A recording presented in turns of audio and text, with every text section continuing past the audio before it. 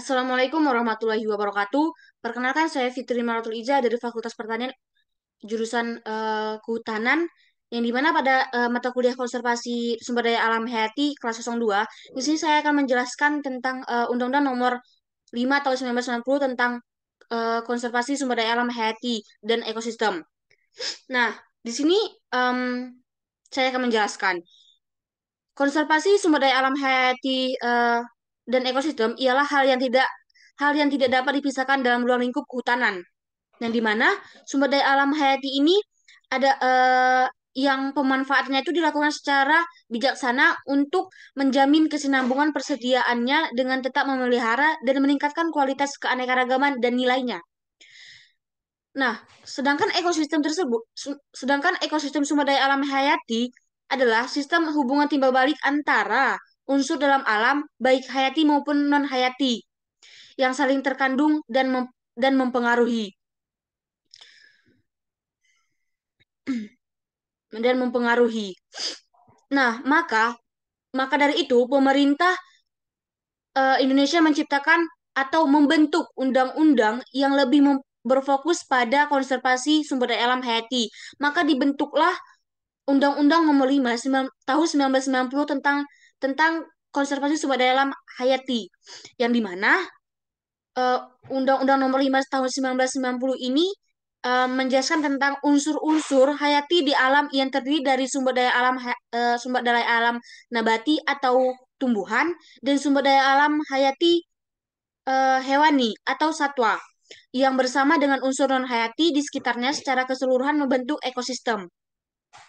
Nah, nah, dari situ tindakan yang tidak bertanggung jawab yang dapat menimbulkan kerusakan pada kawasan suaka alam dan kawasan pelestarian alam ataupun tindakan yang melanggar undang-undang tersebut, eh, maka akan maka akan diancam dengan denda atau denda atau berupa pidana pada orang yang melanggarnya karena sudah ada undang-undangnya. Maka dari situ kita harus em, melakukan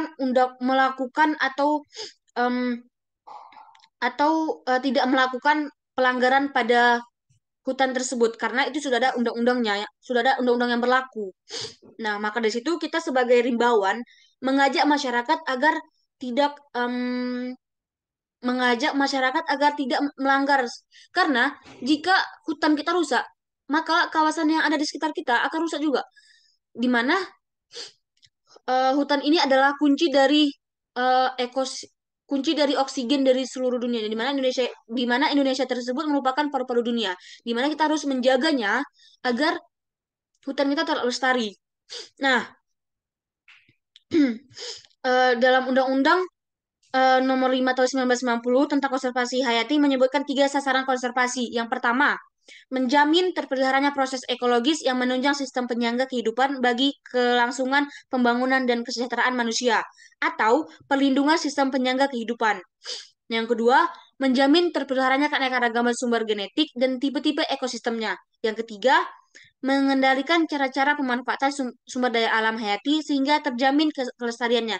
Nah, dari ketiga poin tersebut, bahwasannya tuh dapat saya simpulkan, bahwasanya tuh kita hari ini, em, jika masyarakat sejahtera, maka hutan lestari. Bukan lagi hutan lestari masyarakat sejahtera. Kita harus menerapkan masyarakat sejahtera hutan lestari.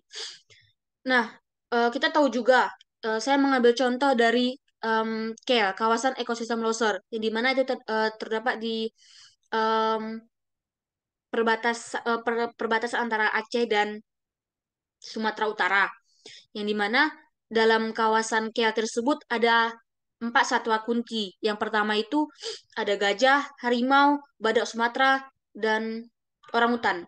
Yang dimana Indonesia sendiri merupakan eh, Indonesia sendiri banyak hutan maupun di Papua, Kalimantan. Nah, yang punya 4 satwa kunci itu hanya ada di Sumatera, yang dimana yaitu adalah kawasan ekosistem loser, yang dimana kita harus menjaganya agar 4 satwa kunci itu tidak punah. Kita tahu Indonesia juga kan ya mempunyai empat satwa kunci itu yang berada di Sumatera. Nah, kita harus menjaga dan tetap melestarikan hutan-hutan yang ada di situ. Dengan patokan kita tuh harus mengetahui undang-undang yang ada, undang-undang yang terkait dengan konservasi sumber daya alam hayati tersebut, agar kita tidak salah langkah. Mungkin sekian dari saya. Mungkin ada kata-kata saya yang kurang tepat atau salah. Saya mohon maaf karena manusia adalah tempatnya kekhilafan. Saya ucapkan terima kasih. Wassalamualaikum warahmatullahi wabarakatuh.